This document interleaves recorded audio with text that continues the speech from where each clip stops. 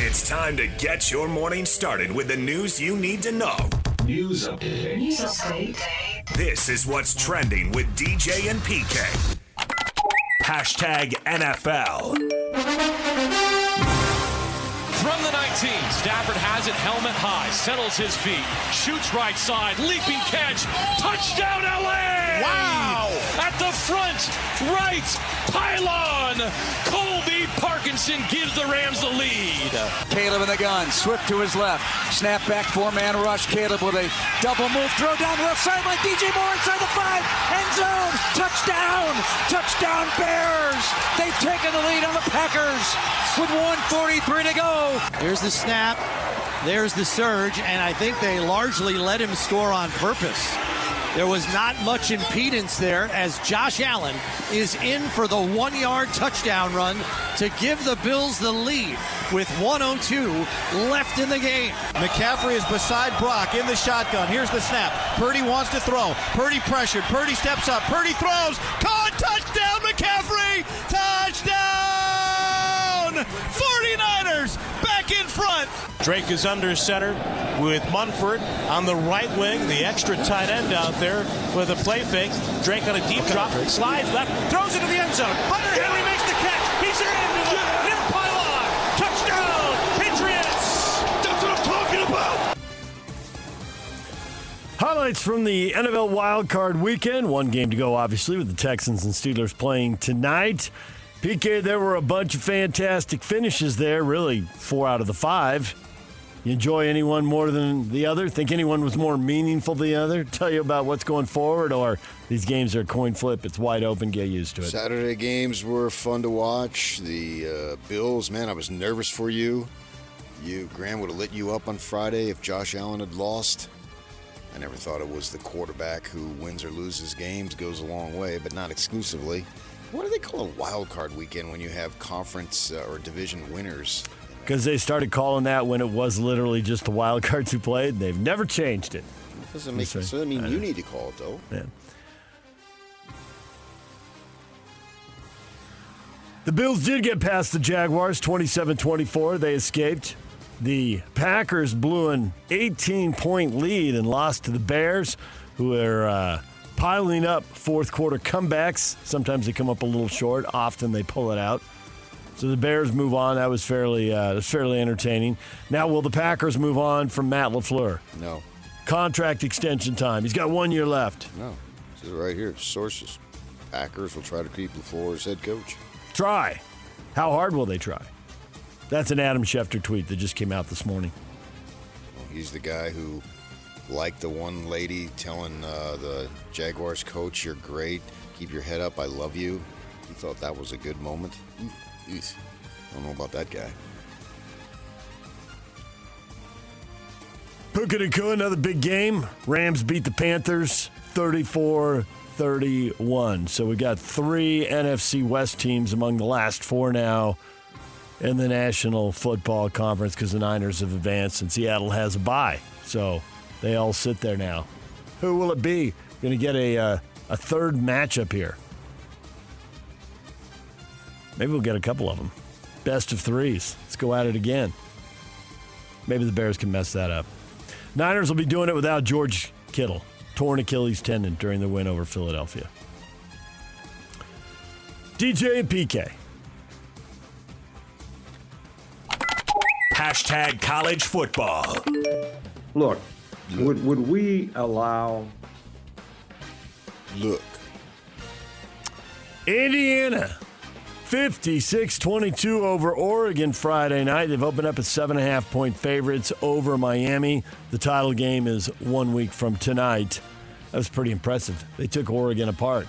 Got that pick. They did give up a TD. It was tied at 7, but that was just one possession after another. Indiana just dominating Oregon.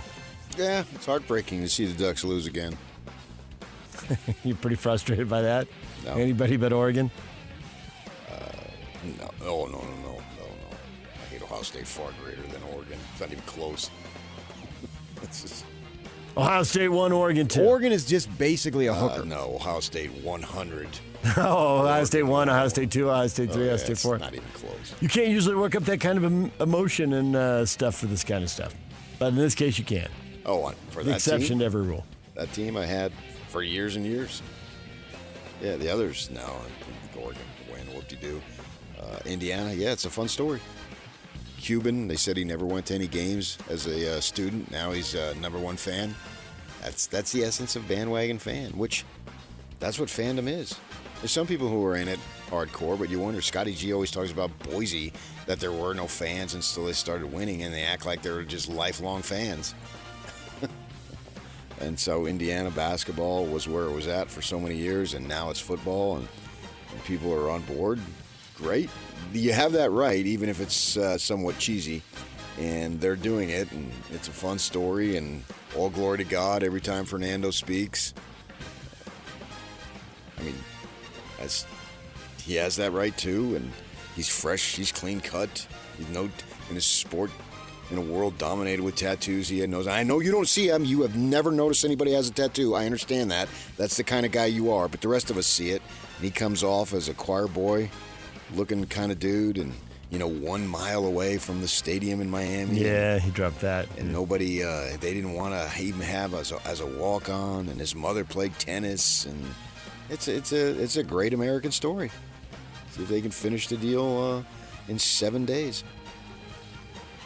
Ole Miss quarterback Trinidad Chambliss fighting for a 6th-year availability. It's going to the state courts after the NCAA's initial ruling denied him the extra year of eligibility. So, to the courtroom. The state's court? State courts. What's that mean? As opposed to going to a federal court, I guess. So then, if he goes to Mississippi, he can only play in Mississippi. Suppose somebody takes him to court in Alabama. That would be awesome. DJ and PK. Hashtag Utah Jazz. Those are my guys. That's a hard night for all of us. I make it a point to always stand because I'm never going to be the person that's going to sit and hide while we're getting our heads kicked in. But I also recognize I'm on these guys really hard, but in certain moments, my first responsibility is for them to know that I'm with them and that I'm not another critic, I'm not another person chirping from the crowd, and I'm not compounding what is already a bad feeling. I have to have enough feel in certain moments to know they know and already feel awful about how it's going. They don't need me adding to that in those moments. Utah Jazz blown out 150-95 by the Charlotte Hornets. Is that the first Sunday of the month, Yako? What was that? It's a 30-point game right out of the gate. Something there. I wish he wouldn't have got caught F-bombing, because it seems like, man, he's been so gentle in all his public comments afterward. I mean, they sucked. Come on. On purpose. Ran out Wait, they sucked on purpose? That's not true. When you pull Markkanen and you pull Nurkic and Kessler is already hurt. That's management. The players didn't suck on purpose. Yeah, they're too small. That was never going to go well. They're too small. They're too young. So, go well, lose by 50. What do you want, a Jazz payroll here? Not they lost even by close. 55 points. They sucked. Did you not know they were going to get blown out? They lost by 55 points. Are you not hearing me? They sucked. I know. I know. Was there. Then say it. Why do you have to say it when it's 55 points? They were sucking in the first quarter. Why do we have to say it? Good night now. We're done. What do you mean, why do we have to say it? That's what I get paid to do. That part's too obvious. The more obvious part is Keontae Fool's gold. 2 for 7. You got the ball. You're the guy. He needs veterans. He needs bigger guys. How good is he really? What do you mean? He is who he is. Oh, come on. Say it. Say what? He sucked. He sucked. They you sucked. Did not. You said they, not he, and that's different, and you know that it. means, oh, dude. No, you're oh my gosh, you've got to be kidding me. No. They includes A to Z and everyone in between. Go open up the effing box score. He sucked. And when you get like 10 he's, that equals they. Everybody sucked. I'm not making that abundantly clear. Of course he sucked. You want me to say it? Keontae George Saturday night sucked. He was awful. And everybody else was awful. And why did management pull the plug on giving them a chance. They wanted the lottery pick. Because they beat Dallas 2 nights earlier on the second night of a back-to-back. If I could say no bleep, I would say that. Oh, go ahead. That's breaking news to you? You're giving us insight? They sucked isn't breaking news either. You know, when you see 150 then why wouldn't you say it? Because why didn't you just say it then? I just... Did I just not say Dallas, they sucked? The Dallas part, not that. Well, yeah. Here's the deal. When they think they got a shot to win the game, they're going to sit marketing. Duh! They've been doing it, and they'll do it again. They got 3 more months. This week is the halfway point of the season. Duh! Like, no kidding. And if they have a back-to-back they can use as a rest, we already know the formula, and I support the formula 100%. But they got beat by 55 points. Whoever played, Keontae George apparently is a big deal to you, I guess. He sucked. But I'm not going to just single out Keontae George. Why in the world would I single out any individual when the team lost by 55 points? If Keontae George played the best game of his life, they would have lost by 40 points or 30 points or 20 points. I'm not going to single out Keontae George individually. Because he's the only guy who played who there's any real long-term hope for. Wow, you have no long-term hope for Hendricks and Cody Williams? That's the bigger story than me saying Keontae George sucked. Is David James, Mr. Basketball, who played and goes to the games and sits there and hobnobs with Lacombe and Jake Scott for some reason. You know far more about the sport than I do, and you just said that there is no long-term hope for Taylor Hendricks and Cody Williams. That's the far great, and I'm glad you said it, because that's a far bigger story than Keontae George had a bad game. Whoop-de-doo, he'll have 100 more bad games. You think there's no hope, long-term hope. You just said it in your words for Taylor Hendricks and Cody Williams. 2 draft picks then wasted. I would probably say expectation instead of hope, because you're right, there probably still is hope for those guys. Oh, I never said there was hope for those guys. You did. You said there wasn't. There probably still is hope for them, but there is no expectation for them. I don't know what the difference is. It is more the hope and the prayer. Well, I think people expect Keontae to be good now. Okay, fine. And he had a bad game. Yeah. Why in the world would I single him out? I think the interesting thing because you expect him to go out and score 25 and 30 points. As a 21-year-old? No, I don't. Yeah. He's going to have bad games. He'll have bad games. I think what it comes to is the point that Will Hardy also made in his post game when somebody asked him, what can you take from a night like this? Squat. And I think maybe it was what the young guys can take from a night like this. Squat. And he said an appreciation of the veterans and that they need them. Yeah, I need oxygen. I need food. Yeah. I mean, no kidding. I need love. Now it's back on the road. Cleveland, Donovan Mitchell, Sam Merrill, guys with local ties, tip off at 5 o'clock. Yeah, and they won't win this game, so Markkanen will play. Yeah, on the road. I support that. They need the pick. Duh. DJ and PK. #NBA. Timberwolves beat the Spurs right at the end. Anthony Edwards, a little floater. They come back from 19 points down. They get the win.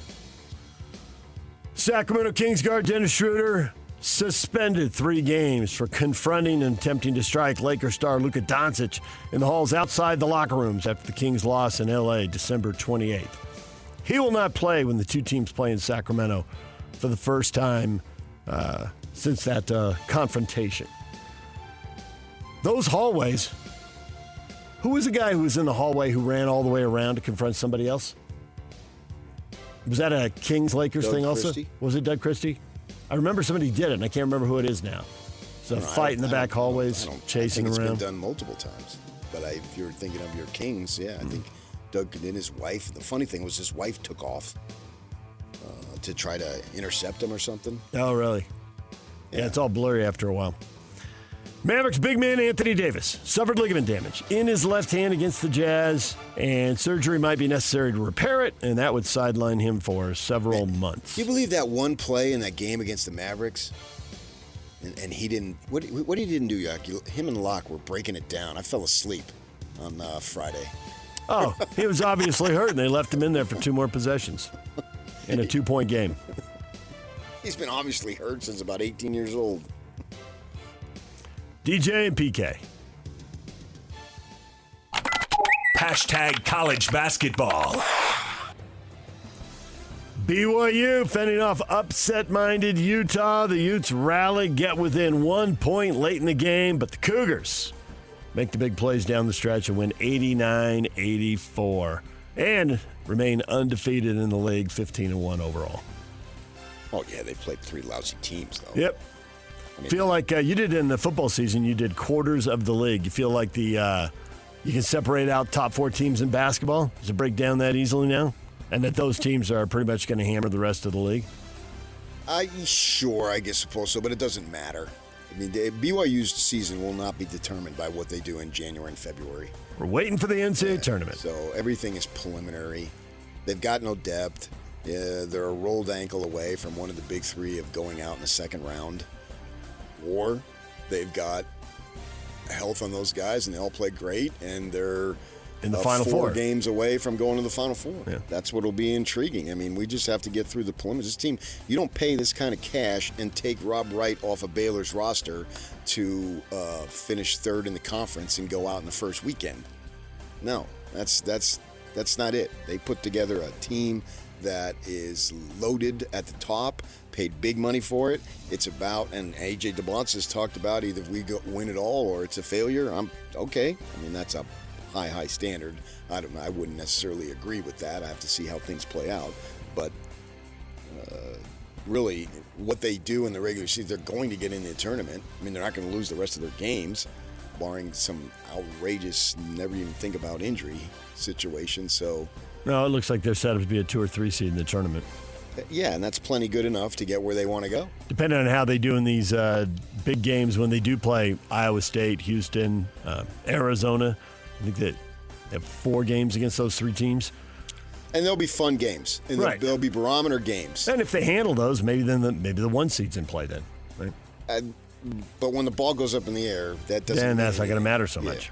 And they're big games, and we'll watch them and go to them and evaluate the team. I'm not saying they don't mean anything, but they're preludes to the NCAA tournament, because I think they'll win their share of these. They're going to win all of them? No. I don't even know if I'd want them to roll in the NCAAs on some kind of 25-game win streak or something. You know, have a few losses along the way, and big thing is to stay healthy, and you need Cada to stay out of foul trouble, and they don't have unless he tries to develop depth, which he doesn't seem to be interested in doing. This is going to be the pattern in which they win, and Saunders is going to have to hit a few shots, and away they go. They've already had 2 injuries, so their depth is super limited because of that. And then they don't seem to be super clutch at the free throw line. They struggled against Villanova in the first game, and they've struggled against the Utes here in the most recent game. Utah State 14-1, a perfect 5-0 in conference after blowing out Boise State 93-68 on the road. Aggies 5 wins, all against the bottom half of the league. The bigger games still to come. DJ and PK.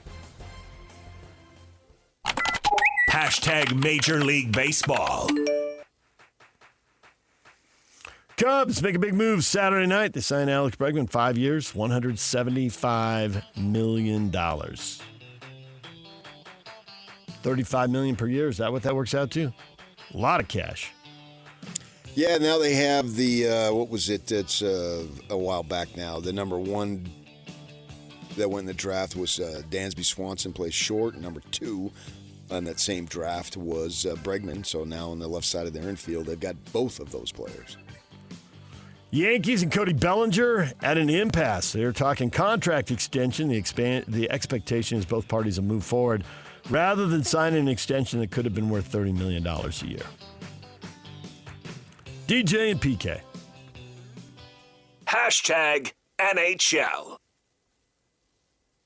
Keller grinding to a halt on the near side. Keller feeds the point for Sergachev. A shot tipped in and they score! 2-1. Sergachev's shot made it through. Zach Werenski, wrist shot, shrugged away by Vanacek. Loose puck, bouncing up in the air. It's knocked down by the Blue Jackets. Utah wanted a puck played by a high stick, none given. Werenski up high, diagonally, tipped in, and they score. Columbus wins in overtime.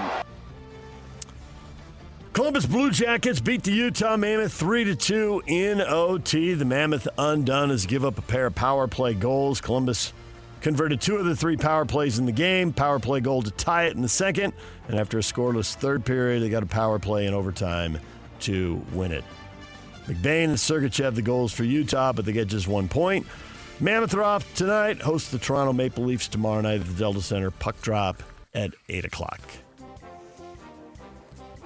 That is what is trending. Coming up, Steve Cleveland, former BYU basketball coach, will join us. Jason Cole, longtime NFL writer and analyst, at 9 o'clock to talk playoffs. The question of the day is next.